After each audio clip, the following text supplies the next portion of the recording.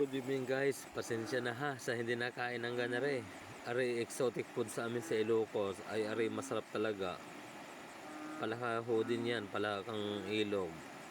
Yan ay tinatanggal lang yung bituka at yan ay hinahalbusan, o kaya binabalin ng mainit-init na tubig at saka huhugasan niya ng suka at saka asin.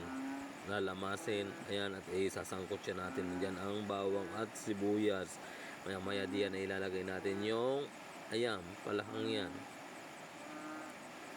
Isasangkot siya natin yan at lulutuin ng adobong paiga. Naglagay nga ako dyan ng laurel, magic at saka pamintang durog.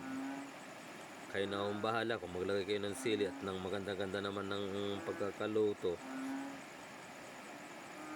Ating imekos-mekos lang yan.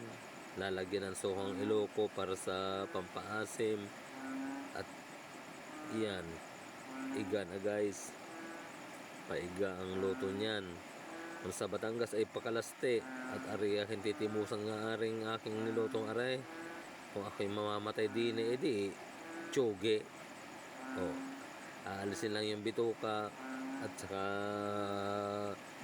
winisik na dun sa aking alagang aso. Ay kainam. Pagpasensya nyo na at exotic din ang nakain. Thanks for watching guys. Have a good day.